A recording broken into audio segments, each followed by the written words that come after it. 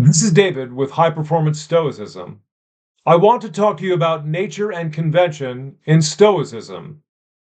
Here's the best way to understand what is conventional. It's whatever is produced by a group of people in a culture or a society by their collective thoughts and actions over time. That will include their language, their clothes, their mannerisms, and even their laws. The Stoic view of nature is similar to ours in the following way. It will include the laws of biology, the laws of physics, but it's much deeper than that and higher than that in the following way. Nature includes the fact that human beings, by nature, are rational animals, and the universe is run by a supremely rational being called Zeus, God, or nature.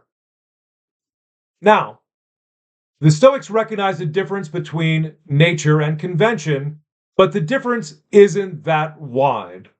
A group of philosophers before the Stoics, called the Cynics, thought there was an important and big difference between them, and the Cynics favored nature over convention.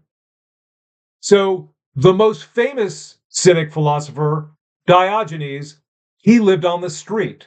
He took care of his natural functions wherever he wanted to because he thought it was conventional to have a house, conventional to urinate in a private place away from people. And so the Stoics thought that that view isn't quite right, in part because we are rational. And if you look around the earth, what you'll see is humans are wearing clothes everywhere. Humans are making dwelling places everywhere. So that means that conventions on the Stoic view are actually an expression of nature because we are rational. As soon as we find ourselves out there in the world and with no shelter, no clothes, what do? We try to get new clothes, a new shelter, and it's the same for all other people. So the Stoics thought nature and convention have a different, well, they're different, but they have a kind of possibility of harmony between them. And I think Seneca expressed it best in the following statement.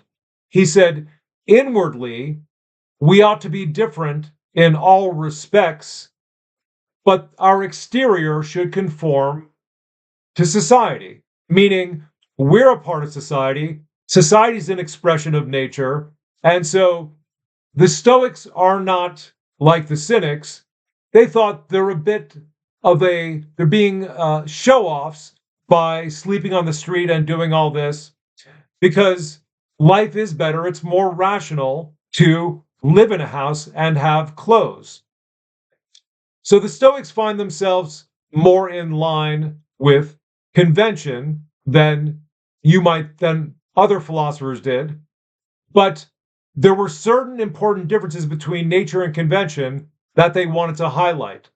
And the great Stoic philosopher Chrysippus had this to say about a couple of issues when he said, justice is by nature and not by convention, as are right reason and the laws. In other words, three things he identified: justice, the laws, and right reason. You should understand these by nature. Now, what does that mean? Let's put it in practical terms. Let's put it in some kind of example. In your hometown, there's a court case, and everybody agrees that it was a just outcome. It was the right outcome. And the Stoic is going to say, well, it's really only a just outcome if it is just according to nature, which means according to reason.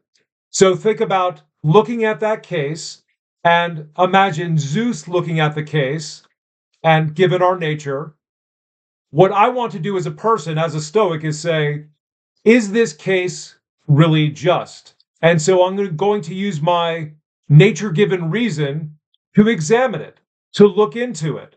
And the same is going to go for what right reason says. In every action I perform, I want to do what right reason says, and that can be in conformity with society, with convention, or it can differ, but everything is going to refer back to reason. So, guess what's really nice about this theory? This is the way that people tend to act. So, I'm just going to speak for America. I'll say a little bit for Europe, certain parts of Asia, but I would say that in every part of the world, if there's a court case, and just because most people think that was a just outcome, that doesn't mean it really was just. And just to give you a little bit of history on this point, there's a view of natural law theory that claims what is really just is independent of convention, and the natural law theory is traceable back to the Stoics and quotes like I just gave you from Chrysippus. So those are the connections between what is natural and conventional, and the differences for the Stoics.